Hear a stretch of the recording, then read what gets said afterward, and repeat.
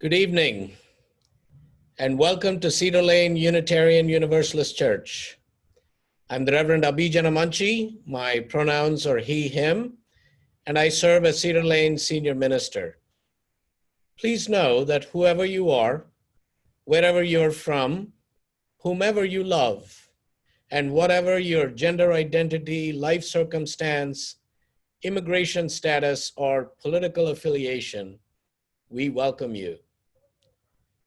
Please take a moment to share in the chat your name, affiliation, and where you're joining us from.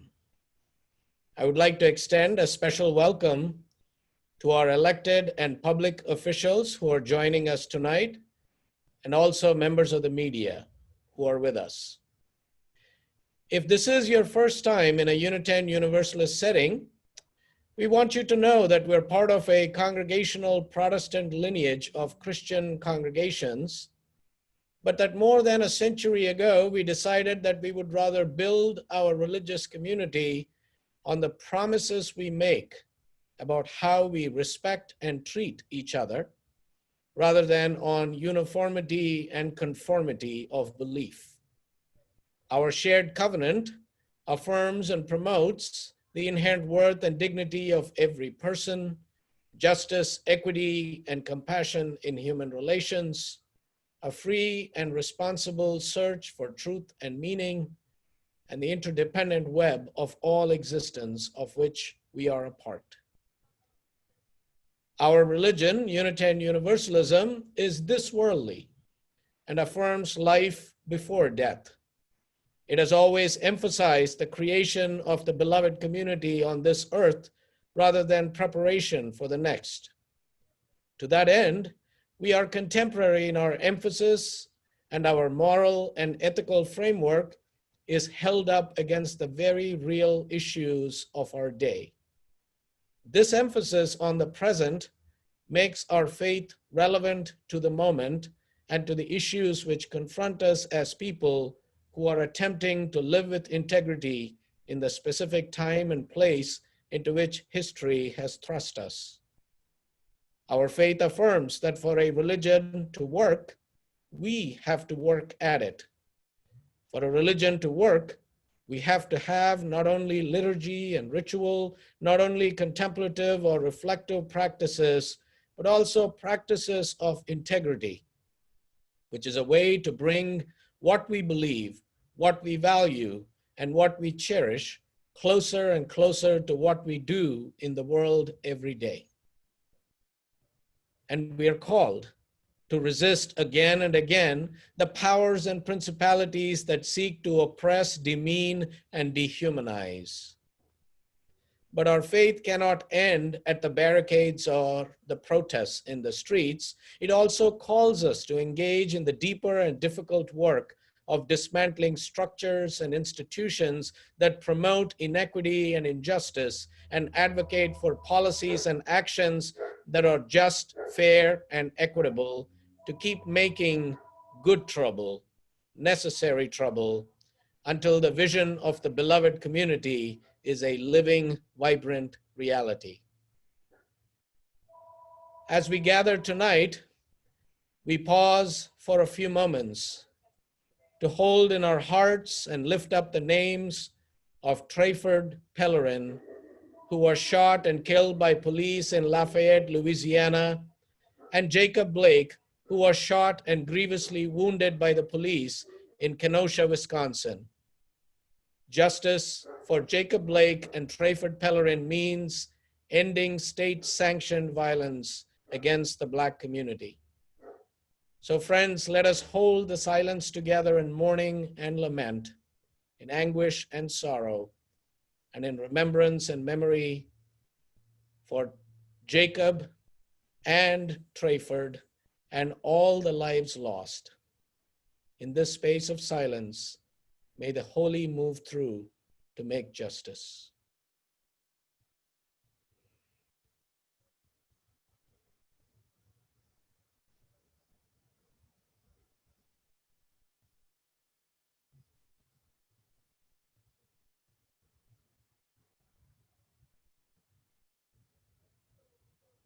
May it be so.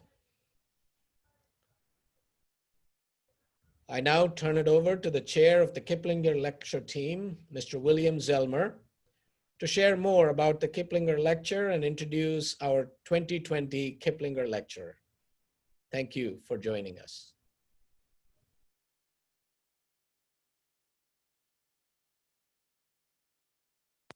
Thank you, Reverend Abi. Welcome, everyone.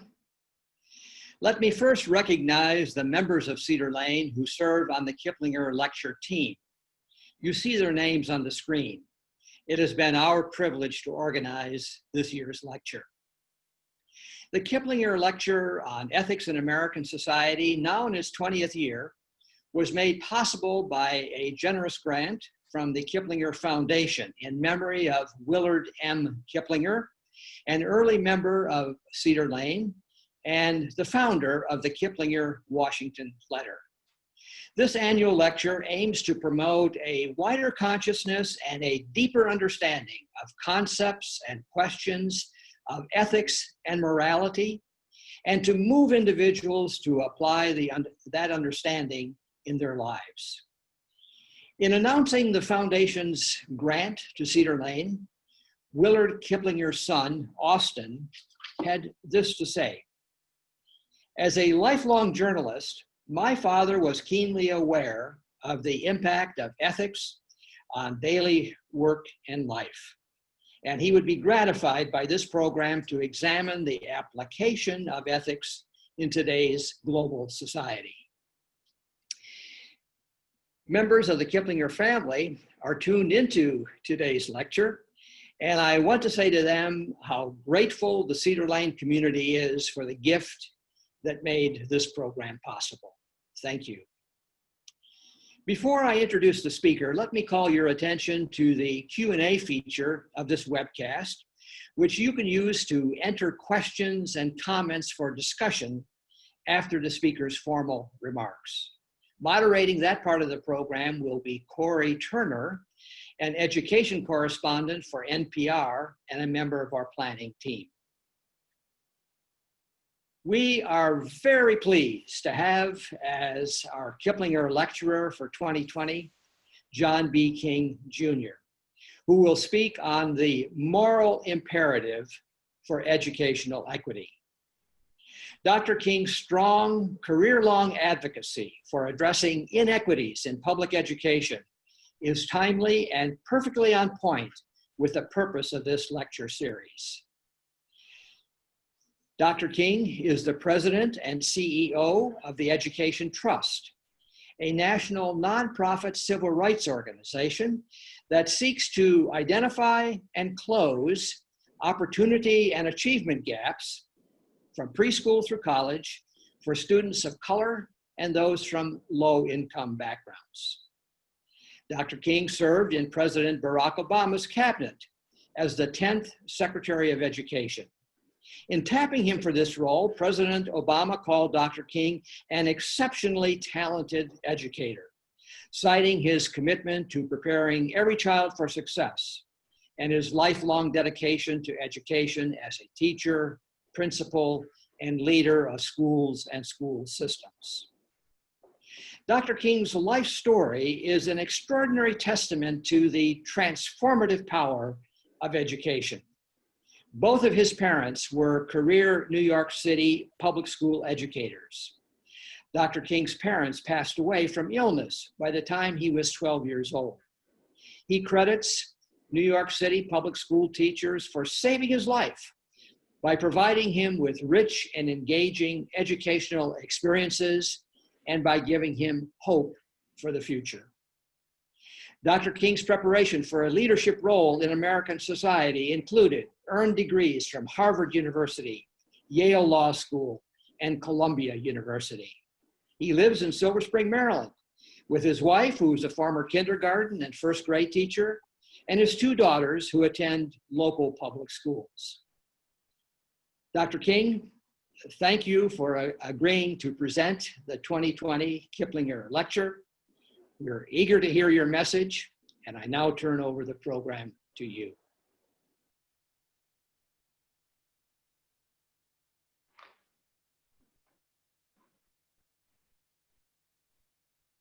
Thanks so much, Bill. Good evening, everyone. Thanks for joining the event this evening. It's an honor to be with you, and I'm very much looking forward to the discussion tonight. What Eleanor Roosevelt said so convincingly 60 years ago is true again today. This is no ordinary time. And we may not be at the brink of world war as the country was when she spoke those words in the summer of 1940, but the challenges we face as a nation are great. Nearly 180,000 people have died from the novel coronavirus, a disease for which there is, as of this moment, no cure and no vaccine. Millions are out of work as students and families face impossible choices about going back to school, all because the federal government and far too many state leaders downplayed the seriousness of this pandemic and never got it under control. They issued mixed messages about basic public health measures and opened bars and restaurants while the virus continued to spread. School closures were an inevitable outcome of dangerous public mismanagement of the virus. And school closures have an incredible impact on our children who rely on their schools as a safe haven, as a place where they can develop strong, healthy relationships with peers and adults, as a place where they're supported to learn and grow. I understand the stakes personally. As Bill said, both my parents passed away when I was a kid. My mom passed when I was 8, my dad when I was 12. In between, I lived with my dad, who was quite sick with undiagnosed Alzheimer's. So home was this place that was scary and unpredictable and chaotic and unstable. But school was the place where I had consistency, where I had relationships with teachers who made school safe and nurturing, where I was challenged and engaged. And if I hadn't had those experiences in school, I don't think I'd be alive today. Maybe I'd be in prison. School saved my life. And I fear for the kids who have been without school all through the spring, and now many going into this new school year. Alongside all of these challenges associated with COVID-19, right now we're also grappling with the killings of Breonna Taylor and George Floyd and Ahmaud Arbery and too many other African Americans. These murders serve as tragic reminders that while we may say Black Lives Matter, Black life too often is treated with disdain and disregard. Just this weekend, as Reverend Abi mentioned, Wisconsin police officers shot a Black man, Jacob Blake, multiple times in the back as his 3 children, his 3 babies, ages 3, 5, and 8, looked on. Indeed, there's no vaccine for COVID-19 nor for systemic racism, as Senator Harris pointed out last week. These dual pandemics threaten our lives and our livelihoods. At the same time, we have hurricanes tearing across the south, fires raging in the west. A collective failure to protect the planet in the reckless pursuit of profit has made us more vulnerable to the effects of climate change. And despite broad public support for gun safety measures, we still don't have the common sense policies around guns that we need, and cannot spare lives or spare our children the fear of school shootings as a result. I know this feels like a lot, and it is. The question for any of the challenges we face, including a lack of education equity, which is the primary focus of my work, is what should we do about it? That to me is the essential question of ethics. What should we do about the challenges and injustices we see in this world? And is there a moral imperative for us to help, as Kant might have asked? My answer, as we'll discuss today, is a resounding yes. We have a moral imperative to act. I've always appreciated that the Unitarian Universalist tradition holds up ethics not merely as a contemplative endeavor, but really as a call to action. Unitarian Universalists count in your community consequential American presidents like John Adams and courageous abolitionists like Lucy Stone. As a former high school history teacher, I often look to our past to put the present in context, to be inspired by the lives and legacies of those who've come before us, to help us understand how to shape a better future. I'd like to talk today about one of those people, one of those historical figures, someone who chose to act, someone who's probably familiar to many of you, to frame our conversation about ethics and education equity. Now, at the Education Trust, the organization I lead, we started teleworking, like many folks, on March 16th, the Monday after the COVID-19 national emergency declaration. And every week since that time, I've selected a different civil rights leader as my video background for my many, many, many Zoom conversations. And this background is going to be a theme in our conversation today. Over the course of these weeks, I've featured folks like Frederick Douglass and Shirley Chisholm, John Lewis, Dolores Huerta, many others. Behind me today is James Reeb. Many of you may be familiar with James Reeb and his efforts as part of the civil rights movement of the 1960s. Reeb served as a Unitarian Universalist minister at All Souls Church in Washington, D.C., and worked with the American Friends Service Committee in Boston. The day after Bloody Sunday, in March 1965, Dr. King called on fellow clergy around the country to come to Selma to continue the protests for racial justice. Reeb at that time asked the Unitarian Universalist headquarters in Boston whether he was needed. Their response? Badly. And so he went. He joined hundreds at the Edmund Pettus Bridge. And after the march, Reeb visited Walter's Cafe, a Black-owned restaurant. And when he left, he was beaten by several white men. And days later, he died from those injuries. The three attackers were acquitted, and Reeb's murder went unsolved until recently, when a fourth man came clean about what happened, and a woman admitted she'd lied in court. Now that's the part of the James Reeb story you likely already know. A tale of moral action, a tale of a man choosing to act in solidarity across lines of racial difference, a tale that shows the sacrifice of those who came before us, like Jim Reeb and the Black military veteran, activist, and deacon Jimmy Lee Jackson, who fought and died in support of the right of every person to have a say in who represents them and in the laws that govern our nation. Footage of Bloody Sunday on national television, reports of the killings of civil rights workers, and continued nonviolent pressure from John Lewis, Dr. King, and countless well-organized women and men forced President Johnson to send the Voting Rights Act to Congress and sign it into law. The willingness to act when called upon to dismantle injustice, that ethical choice, it indeed makes a difference that reverberates across history. But it's plain to see that the right to vote is under constant threat to this day. Like many of you, I worry deeply about this upcoming election in the midst of a pandemic, especially because of the recent fractures in the infrastructure of democracy. In 2013, the US Supreme Court gutted the law that Reeb and Jackson and so many others died for. In her dissenting opinion, Justice Ruth Bader Ginsburg argued that removing the requirement for Southern states to clear election law changes with the Department of Justice was like throwing away your umbrella in a rainstorm because you are not getting wet. Legislation in many states that followed the Supreme Court's decision suppressed voting rights in so many communities and proved Justice Ginsburg's metaphor apt. You might be wondering what all of this has to do with education and ethics.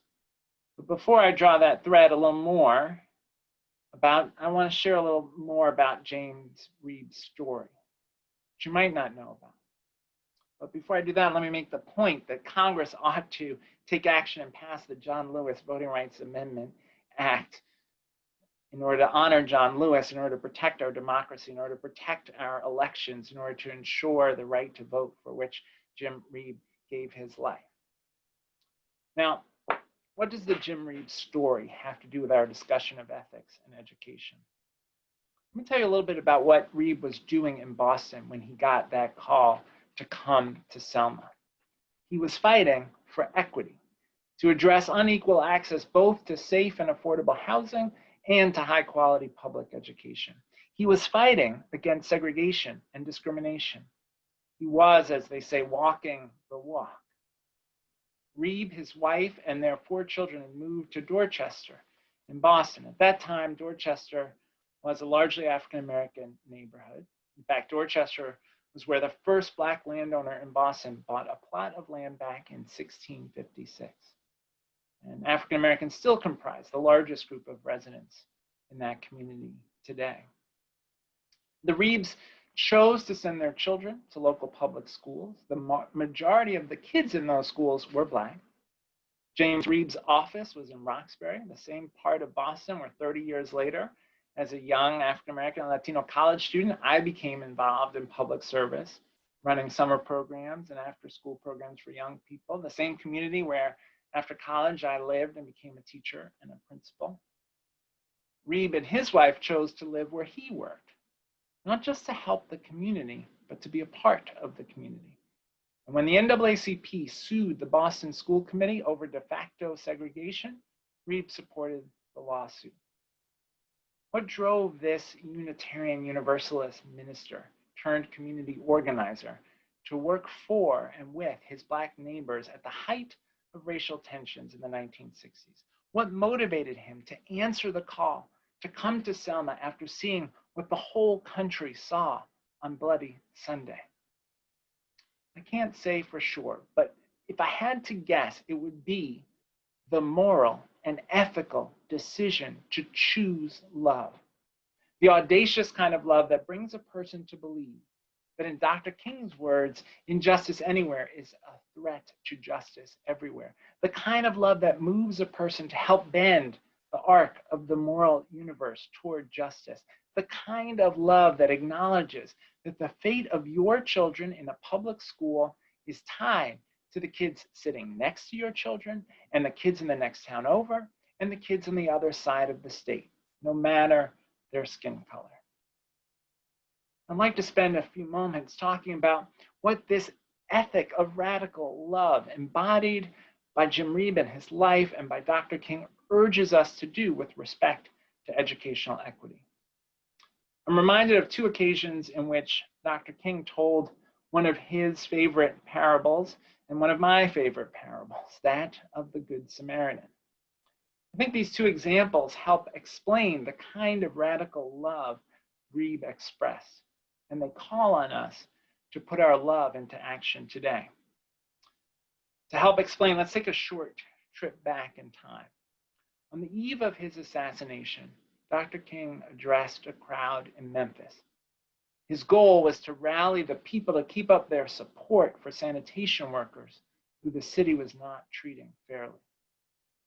Just as the road to Jericho is a dangerous road, the road to economic justice is not without risk, Dr. King emphasized.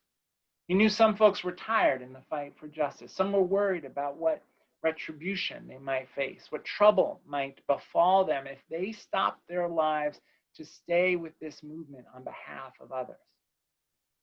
Dr. King conveyed empathy toward the people and shared the parable of the Good Samaritan.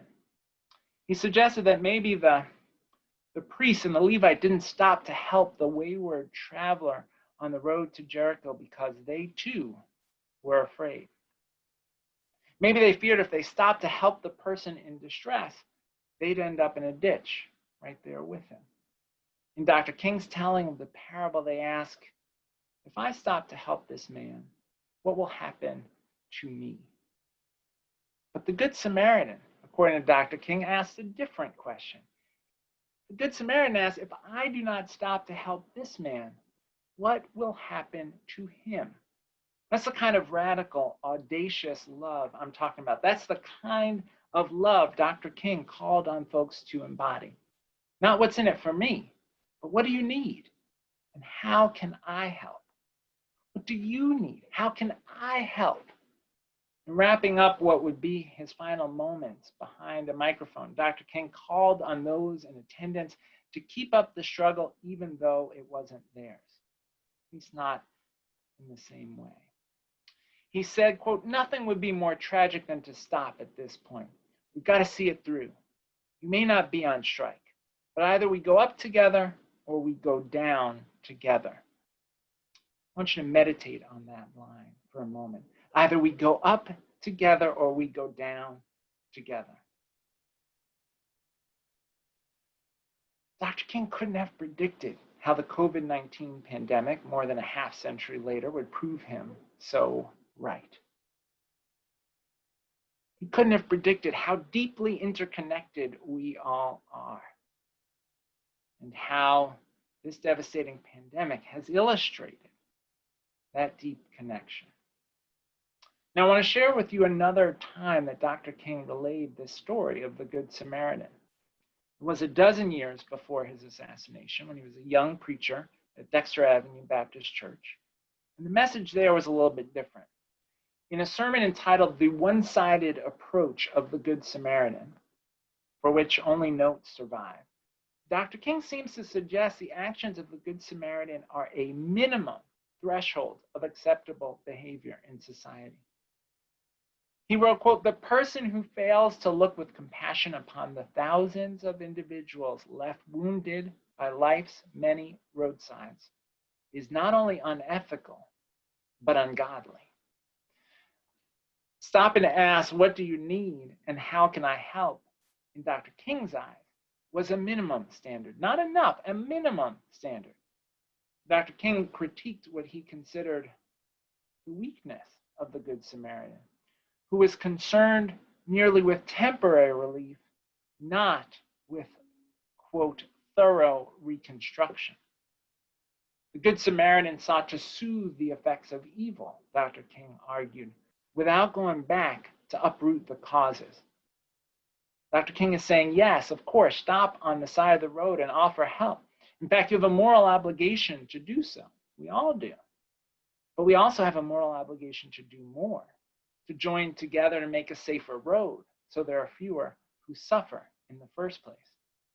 And I like to suggest that this is the spirit with which Reeb fought to end housing and school segregation in Boston, and would have continued had his life not been cut short.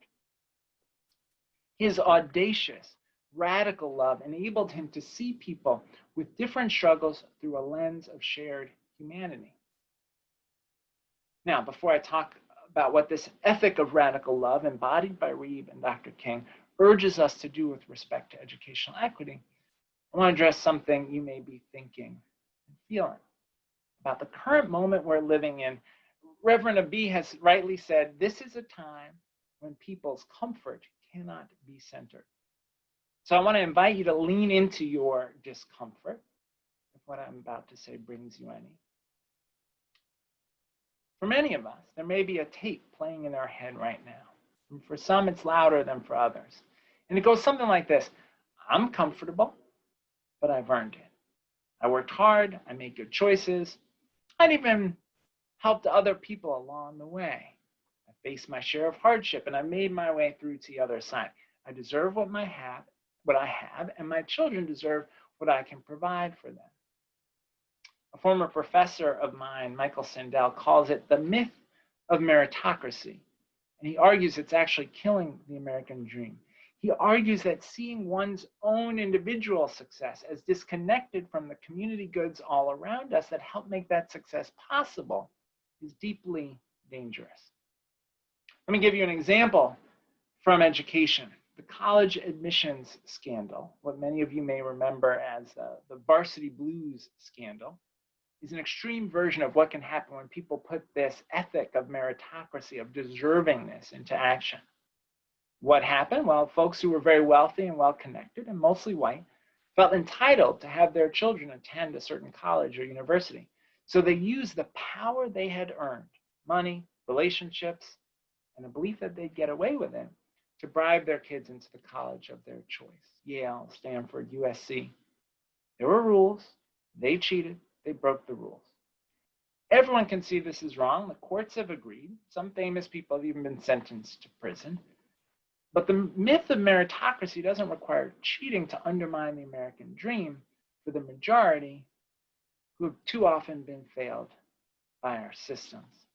Legacy admissions in exchange for alumni donations, while the doors of these colleges are barred for the vast majority of students who can't afford the rising costs. It's the myth of meritocracy. Moving into the best neighborhoods with the best schools, while others couldn't even rent a room in one of those neighborhoods and are forced to attend overcrowded and under-resourced public elementary and secondary schools. It's the myth of meritocracy at work. All of this is legal. All of it is based on an idea that you deserve to benefit from what you've earned, and all of it risks deepening racial and economic divides if we ignore that what we've earned is so deeply tied to all the resources in the community around us. Indeed, the child in the under-resourced school your kids don't attend is the person on Jericho Road. The child in a classroom in Baltimore wearing a coat in their classroom during the winter because the heat doesn't work is the person on Jericho Road. The child in a high school on the Eastern Shore who'll miss out on the opportunity to attend Johns Hopkins, her dream school, because her high school doesn't offer as many advanced courses in math and science as the schools that her peers attend in other parts of the state.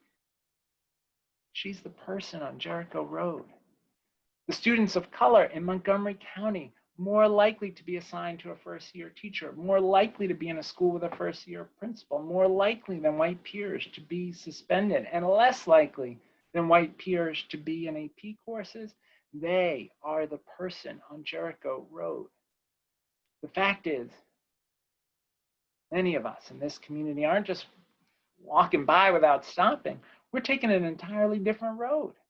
And if we don't heed Dr. King's warning, then I promise you, we won't go up together, we will go down together. So where are we when it comes to education equity? I won't dwell on the data, but the picture is stark. I'm sure you know the general contours. First thing to point out is that we had racial and socioeconomic inequities in our schools and colleges before COVID-19. The pandemic is both exposing and exacerbating those disparities. They won't disappear whenever this virus is under control unless we take meaningful action to eliminate them. Nationally, the schools serving the most Black, Latino, and Native American students spend about $1,800 less per student per year than the schools with the fewest students of color. We have 1.7 million children who are in schools where there's a sworn law enforcement officer and no school counselor. While other students in other schools have unlimited access to AP courses and enrichment activities to boost their resumes for college. Black, Latino, and Native American adults are less likely to hold a college degree today than white adults in 1990. Public colleges should reflect the broader population. There's not a single state in the country where selective admission public colleges enroll and graduate percentages of Black and Latino students that match the percentage of Black and Latino young adults in their states. In fact, in a majority of cases, selective admission public colleges enroll a lower percentage of Black students today than they did 20 years ago. There's a lot of work to do right here in Maryland as well to ensure equal opportunity in education. The Black and Brown Coalition here in Montgomery County is calling for Black and Brown students to have access to effective and diverse teachers and leaders and rigorous coursework to help them unlock their talents and move forward on their educational journey. It's no more than anyone would want for their children. Why does the coalition and countless Black and Brown families have to even ask for these things? Yet in this context, Governor Hogan has refused to fund the Kirwan Commission education proposals, and he's refused to repay the state's historically Black colleges and universities the public funding they're owed. And while a third of 18 to 24-year-olds in this state are Black, only about 12% of undergraduate students at the University of Maryland College Park are Black. If we're driven by the kind of radical love that drove Reeb and King to bend the arc toward justice, then wouldn't we fight for kids in Silver Spring or in Caroline County to have the kind of educational experience kids in Potomac get? That means we must commit to genuine resource equity, not just equitable access to dollars, but equitable access to quality early childhood education, equitable access to well-prepared teachers, equitable access to art and music, all the things that matter. We must demand for other people's children what we would want for our own. And if we are honest, we know that the greatest barrier to that equity in resources is our history of racial and socioeconomic segregation. Only about 10% of K-12 budgets comes from the federal government. The rest comes from state and local taxes, about half each typically. From property taxes, those local taxes are driven by property values. And so when neighborhoods and schools track lines of race and class, the reality is we invest the least in the children who need the most. It's an ethic of materialism and the myth of meritocracy perpetuating this system. But it doesn't have to be that way. So what would it look like to put our ethics into action to truly advance educational equity? Here are three broad ideas, and I look forward to getting into more details with Corey in our discussion. First, we need to join together across lines of difference to help bring about what Reverend Barber calls the third Reconstruction.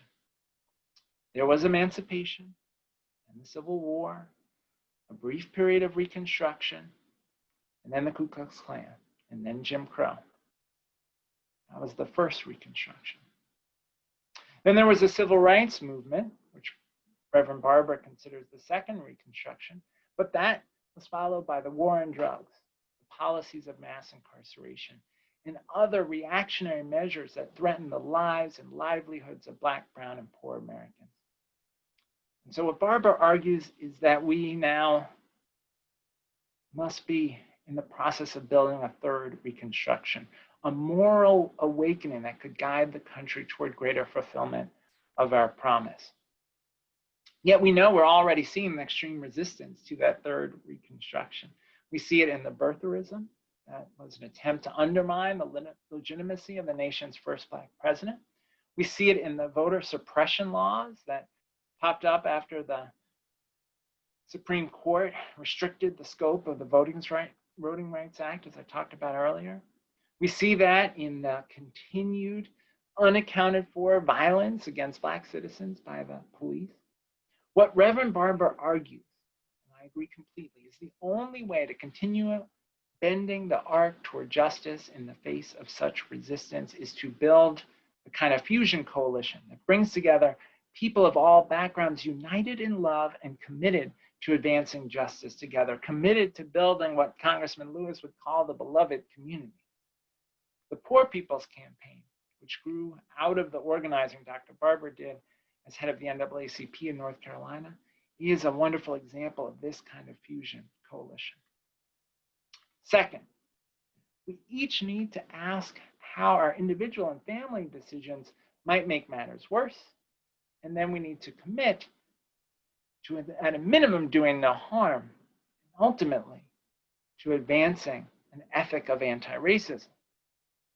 The Nice White Parents podcast is an excellent cautionary tale on this front, and I encourage you to listen to it. What it shows is how well-meaning, self-described liberals can actually make things worse for Black and brown children if they're asking, what's in it for me, instead of, what do you need, and how can I help?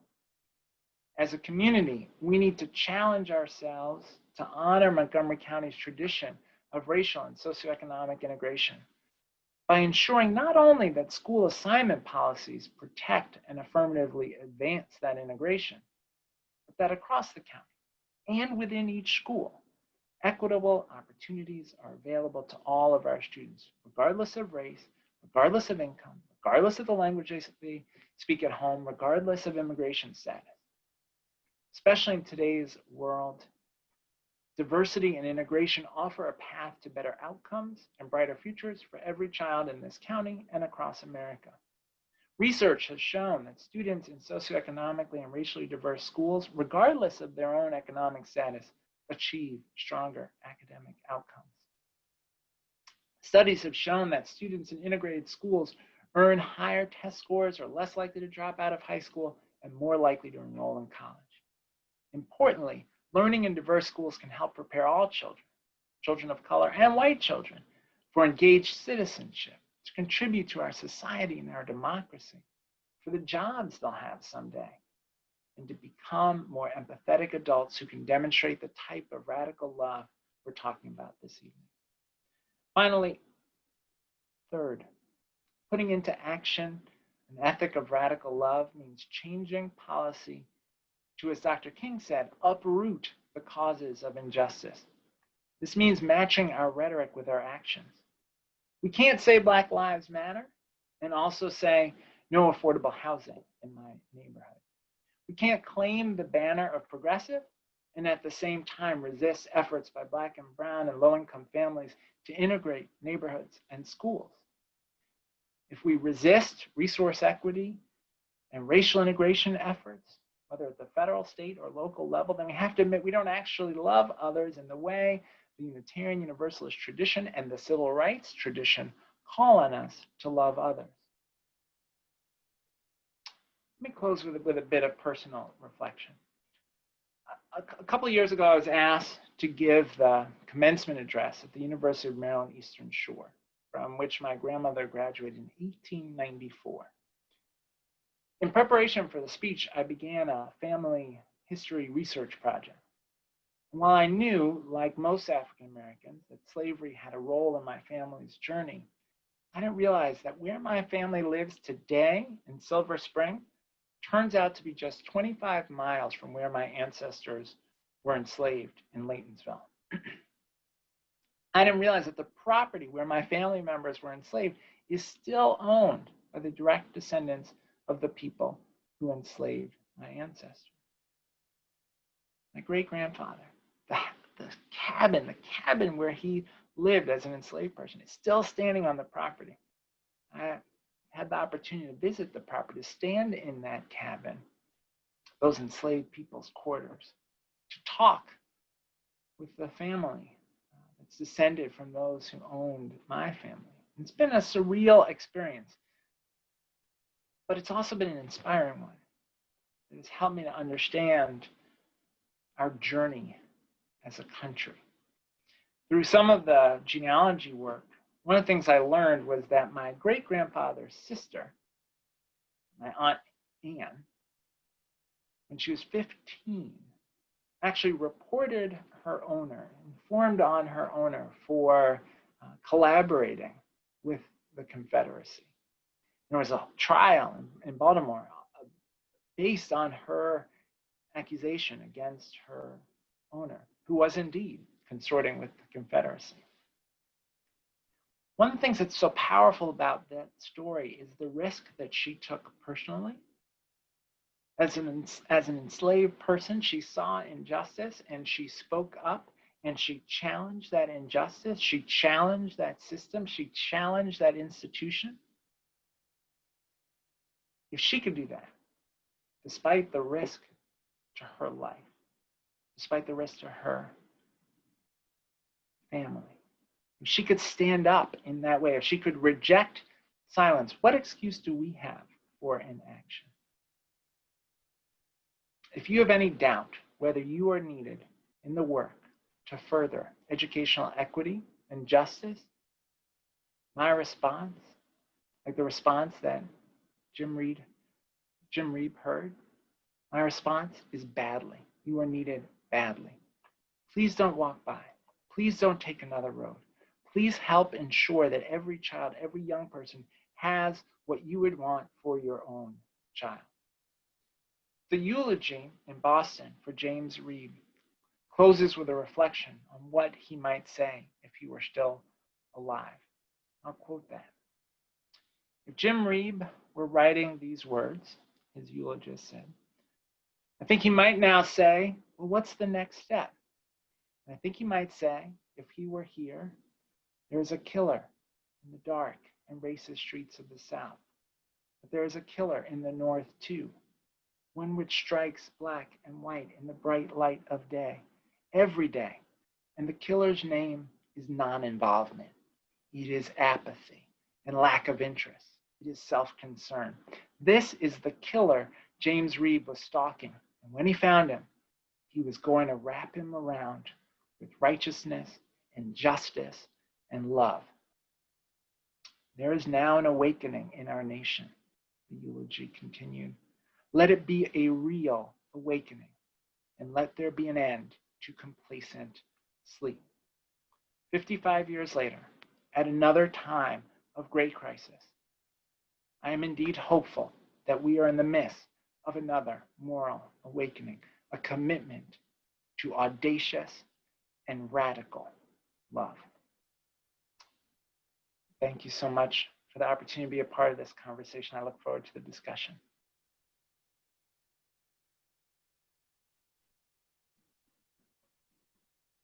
Thank you, Dr. King. Can everybody hear me all right? All right, great. So my name is Corey Turner. I am an education correspondent with NPR, National Public Radio. And I first met Dr. King back when he was Secretary King.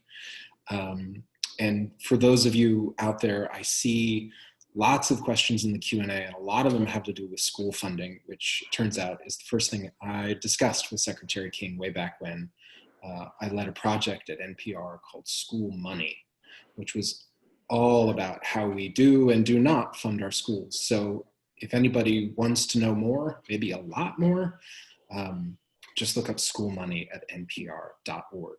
A little bit of business. You can submit your questions for Dr. King in the Q&A section. Please try to keep it in the Q&A and not the chat. I will be going through them along with a colleague as Dr. King fields as many questions as we can get to. And I think we'll start with a question that overlaps with a lot of what I've seen in the Q&A so far, and it's also been a perennial for me as an education reporter. How do we create a more equitable education system when our schools are funded in large part, as you said, from local property taxes? And that has been true for so long. Every time I report on it, it seems like the great intractable in this story. And I don't know practically what can be done, if anything. Yeah. Well, that is a fundamental challenge, and we have this long tradition around property taxes. But I would argue we have to reduce our reliance on property taxes to fund our schools. And for me, that means more federal dollars. The federal government, as I said, only accounts for about 8 to 10%, as you know, of the funding for education. And yet, public education is the foundation of our democracy. We need a larger federal commitment. I would move the reliance on local dollars and shift that towards state dollars. That was really the vision behind the Kerwin Commission recommendations here in Maryland, was to say the state has to take a larger role in funding schools in the communities that are struggling to generate local resources and that are also often serving the kids with the highest needs and the biggest challenges in their lives outside of school. But I also, and we talked about this when I was secretary, I think one of the things we have to grapple with is even within districts, we often have inequities. That can't be blamed on property taxes because the property taxes are shared, right, in the district. But the districts choose to send more resources to some schools than others. And there's always a rationale, there's always a story, but you can go to many districts around this country and you can find one high school with 20 AP classes and another high school with 2, one high school with an army of counselors to support kids around post-secondary planning, and another high school where there's a law enforcement officer and no school counselor.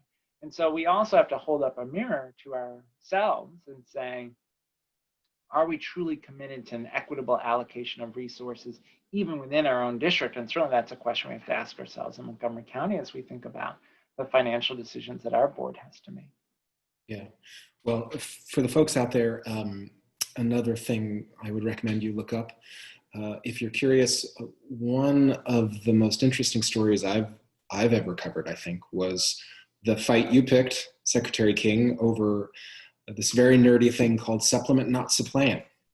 And it's important to understand because those of you who don't know, school budgets are allocated in large part around positions, not dollars. And so when the secretary talks about inequitable funding, even within a single district, the huge driver of that inequity is in the pay for the teachers. So you may have two schools, one a relatively low income school and the other not in the same district. They may both have 25 staff positions.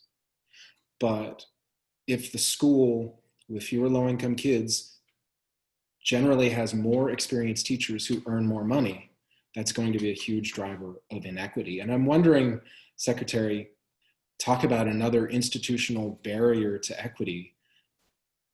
I mean, you ultimately had to give up that fight when you were secretary. And I'm curious, do you see any movement on that in the future? Or is that just one of those things that lawmakers, policymakers, and advocates are just going to have to accept and move on? You know, it's really challenging because I think everyone would agree you don't want to be in a situation where folks are forced to move between schools, where transfers are forced between schools. So it's very hard to get to a strategy to rectify the gap that you're describing. What we argued then, and what I still believe, is that districts over time need to make decisions about teacher placement. They need to create incentives to keep strong teachers in schools that are serving the highest needs kids, and that over time, not overnight, but over time, we could remedy that inequity. You know, I would say more broadly, Nicole Hannah-Jones, you know, the Pulitzer Prize winner, Arthur Genius Fellowship winner, who's written a lot about school segregation. What Nicole would argue is that to the extent that we isolate low-income students of color in a subset of schools, the way systemic racism operates, it's insidious. It will always result in those schools getting less resources. And so she makes the argument, we've got to take on very directly racial and socioeconomic integration if we really want to achieve resource equity. Mm-hmm. Well, so there's a question in the Q&A that I think gets to the heart of the matter there. It's from Reverend Charlene Belsom. She says, we still live in highly segregated enclaves. You know, going back to the days of redlining, our schools are segregated because our communities are segregated. So we have a chicken or the egg problem. How do we create learning in diverse schools, she asks, when our schools and neighborhoods remain homogeneous? Yeah, no, that's right. Two observations. One is, you know, there was a study that was done a couple of years ago that looked at essentially the gerrymandering of school assignment zones, where it is true we do live in very racially and socioeconomically divided neighborhoods, but where schools are located and which blocks they serve can push you towards greater or less segregation. Again, this is something that Montgomery County has to grapple with. And I would argue we should, when we're making those school assignment decisions, we should put our weight on the side of schools that are more racially and socioeconomically diverse, because it's better for academic outcomes and it's better for the preparation of citizens in our democracy. Now, secondly, housing policy is education policy. And so if we have housing policies that restrict the construction of affordable housing, if we have restrictions on density that are set up to maintain those patterns of racial and socioeconomic segregation, that takes us in the wrong direction. And so we've really got to ask ourselves, if we're serious about racial and socioeconomic integration, are we willing to rethink some of our housing policies to allow the construction, as we have in some parts of the county, right, to allow the construction of affordable housing, to allow multifamily units, to create neighborhoods that are more racially and socioeconomically diverse. You've got a couple of school choice and charter school questions in the Q&A, which I'm excited to ask you about. For those of you who don't know, Dr. King helped start Roxbury Prep, and also was a foundational leader for Uncommon Schools. You have been an advocate of charters. And I'm curious, especially in the current context with the Trump administration and Secretary DeVos pushing not only a kind of choice that includes charters, but also private schools, and using more federal dollars to fund private schools. Where does choice fit into your vision of a more equitable system? Yeah. Well, I believe very deeply in the role of public education in our democracy. So I don't want to take away somebody's right to choose a private school for their kid, but I don't think that the public should subsidize that. So I think we should have public dollars for public schools with public accountability. Now, within that framework of public education, I do think there's a role that charters can play when well regulated, right? And one of the challenges is that charter means vastly different things across the country. So in Massachusetts, where I was a principal, they're very selective about who gets a charter. There's very close oversight of the academics and the operations of the schools.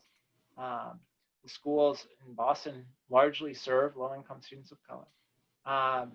They're willing to close schools if they do a bad job. So there's very clear oversight and accountability. And the result is that if you look at the charter sector in Boston, they're creating a real path to opportunity for a lot of kids. Very high rates of not only academic performance, but success in college. I would contrast that with Michigan. And you'll know that I've been talking about how bad Michigan's charter law is even before I knew who Betsy DeVos was. Turns out that Betsy was very involved in the Michigan charter law. Michigan has a terrible charter law. They have a terrible charter sector. They have a proliferation of for-profit schools, which I would ban, but they have these for-profit schools that are more about their shareholders and about kids. They have schools that are terribly low performing, schools that are, I would argue, doing more harm than anything else to the system. So, the problem is when we talk about the charter sector, what's happening in Massachusetts and what's happening in Michigan get lumped together, and they're very, very, in my view, very, very different. My hope would be that over time, what we'll be able to do is get rid of terrible charter laws like Michigan and be able to have a charter sector that is true to its original mission, creating opportunity for kids and creating some laboratories for innovative practices that then might be shared across schools. Got a question here from a member of the Montgomery County Council, Hans Riemer. What do you think are the most promising major federal initiatives that perhaps the next administration and Congress might enact to support local education? Yeah. Well, one, I appreciate the question from Hans, who's my county council member and my neighbor. So we ought to radically increase Title I. There have been a number of proposals of late to significantly increase funding for Title I. That's the main funding source for federal dollars going to low-income students, as you know.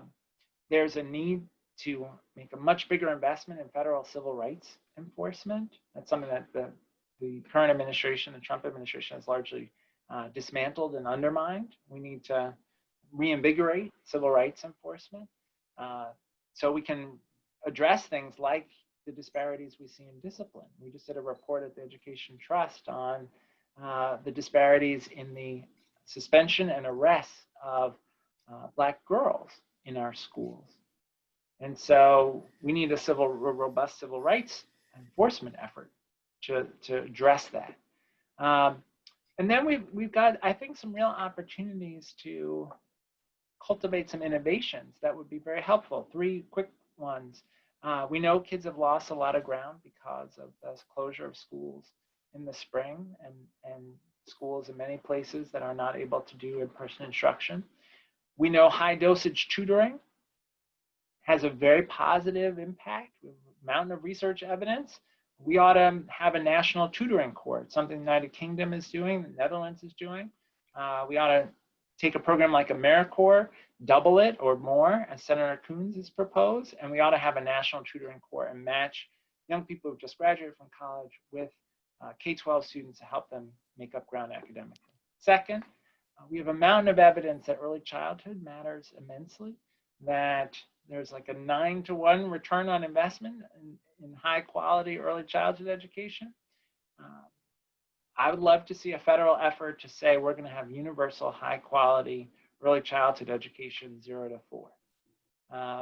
And it's doable in the wealthiest country in the world. We need to do it.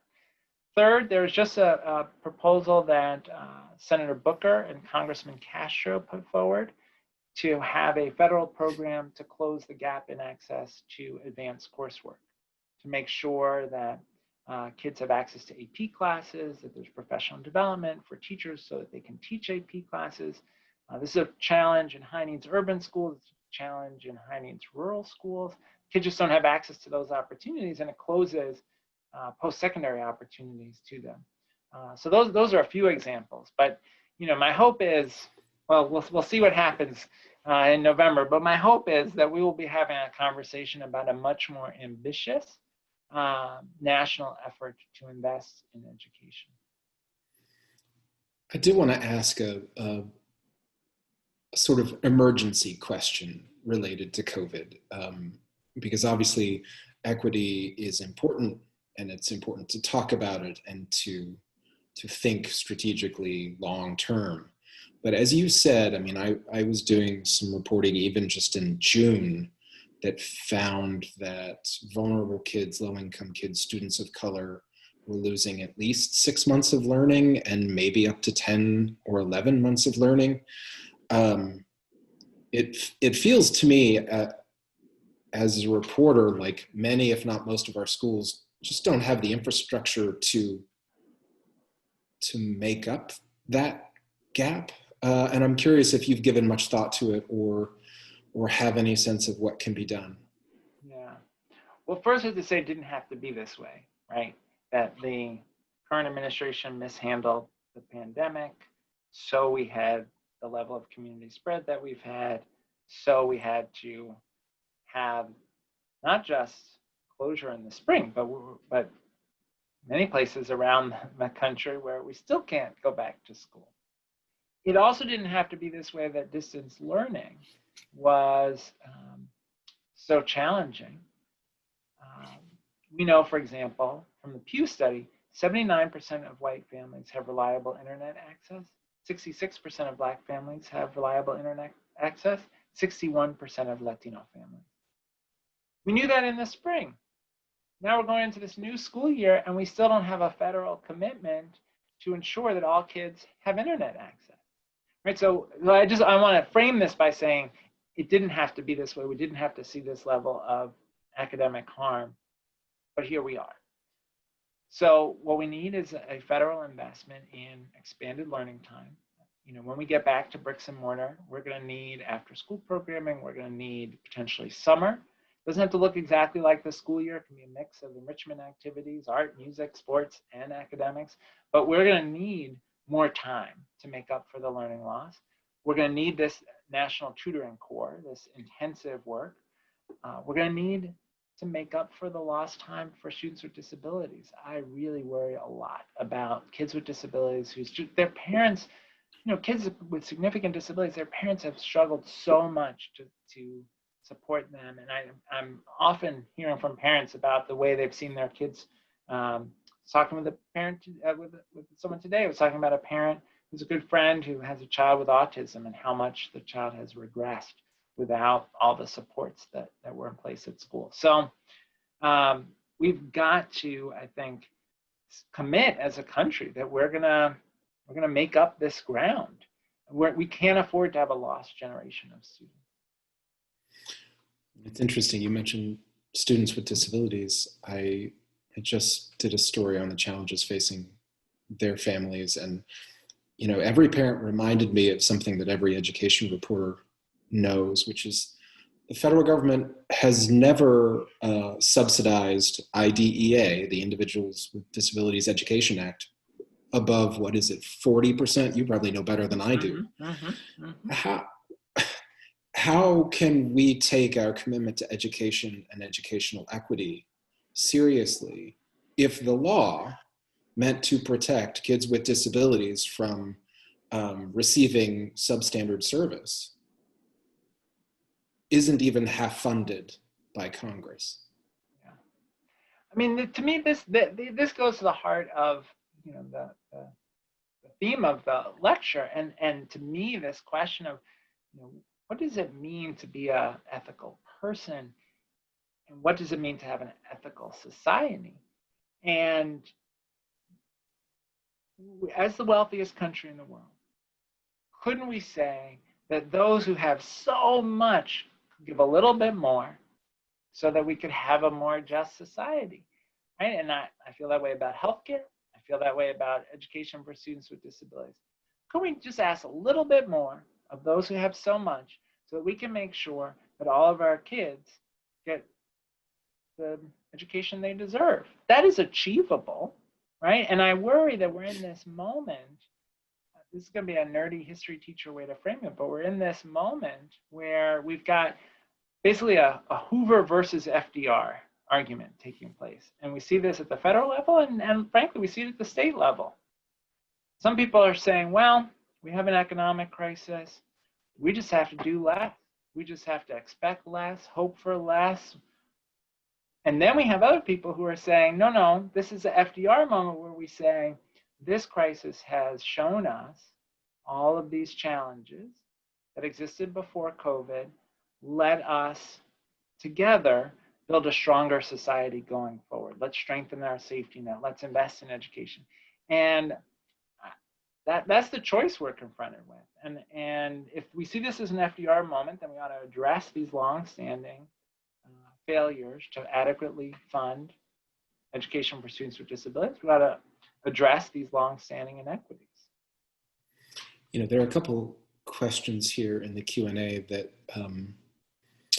that talk about PTAs and the huge differences in funding for PTAs from school to school and district to district.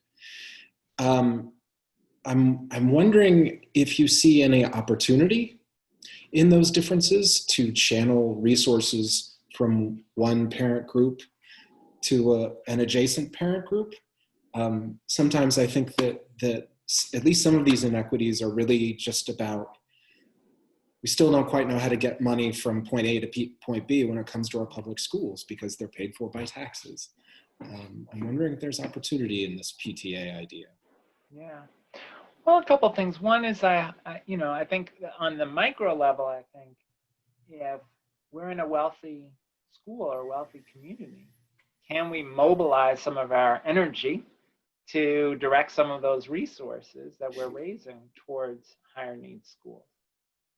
But I'd also pose the question, this goes again back to this question of what is ethical conduct? Maybe we should spend a little time at the school board meeting saying, rather than raising money for the arts teacher for our school, shouldn't we be saying every school in the district should have an arts teacher? And shouldn't we be, pestering the school board member, the county council member, the state legislator about making sure every kid has access to art and music and a counselor, and right? I mean, I guess this to me is the central dilemma. We of course, we all love our kids and we want the best for our own kids. But I believe that our ethical responsibility is to want a good education for all kids. Got a question here about state level, and I suppose this brings us back to the Kirwan Commission. We're talking about Maryland, but what are the handful of things, or maybe even just the most important thing that can be done at the state level, policy-wise, to make Maryland schools more equitable? Yeah. Well, look, the legislature went through this process, passing the recommendations of the Kirwan Commission. The Kirwan Commission looked at the highest performing systems, not just in the United States, but across the world. It asked, what are they doing well, right? And what they're doing well is they're investing in early childhood. They're making sure their teachers are well prepared and well compensated, well supported. They're creating opportunities for teacher leadership in their schools. They're creating pathways not only to college success, but also career success, right? And they created a report, they gave it to the legislature debated it, they made the commitment that the state would fund Kirwan over the next few years to try to close gaps within the state and ensure a high quality education for every kid. This is very much in the tradition of Massachusetts that did something very similar in '93, where they made a big commitment of additional resources and the right policies, and Massachusetts went from middle of the pack to highest performing. So we were sort of on the precipice of, I think, of a very important change. And then the governor vetoed Kirwan and made the argument, well, we just can't afford it. And I would argue and said, we can't afford not to do it. We can't afford not to make these investments. Why should we pay, $100,000 to incarcerate someone rather than spend those dollars to give them a quality education so that they can have a productive life? So that's one state level policy that's needed. Another I mentioned about historically Black colleges and universities. It is still true today that HBCUs are among the strongest drivers of the production of Black teachers, Black lawyers, Black doctors. If we want a thriving Black middle class in the United States of America, we have to invest in our historically Black colleges and universities.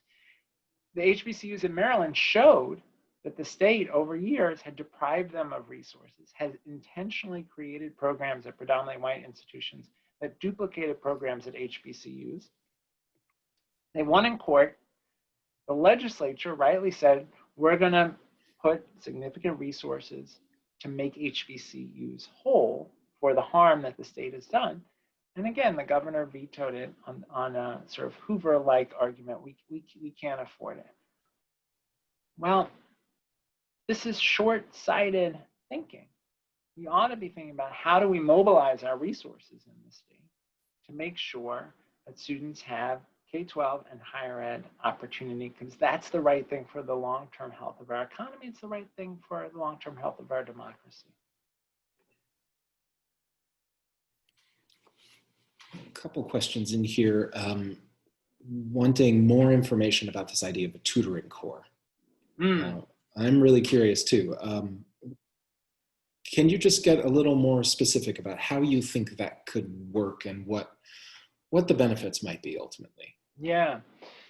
So, we have these randomized controlled trials, to be a little wonky about it, right? Where like in medicine, kids are assigned to a treatment or in a control group. And we have randomized controlled trials from multiple places across the world showing that high dosage tutoring, right, intense work with a well-trained tutor, helps kids make significant academic progress quickly. And so the idea is, well, we have these young people who are graduating from college into a very uncertain economy. Couldn't we mobilize their efforts to train them as tutors? And there are things that we know. For example, we have a whole body of science around how kids learn to read. Couldn't we equip those tutors with that knowledge on how to support kids' reading development and then match them with kids so that they can get the support they need to make reading progress? Or think about the pods that the wealthy people around the country are going to spend money on. Now they're going to have pods to support their kids while they work through their distance learning, right? Why shouldn't we have essentially a pod theory, but for economically vulnerable kids, where we match them with, again, one of these tutors who then works with them and says, oh, how is this project? Let me help you. I see you're struggling with this math problem. Let me help you with that. We could do it through Zoom, safely now and hopefully eventually in person. In Tennessee this summer, Governor Haslam, the former governor of Tennessee, Republican, he, from his personal money, from his personal foundation, funded a Tennessee tutoring corps, matching college students with younger students to help them around reading. Train them up, we deployed them to support kids.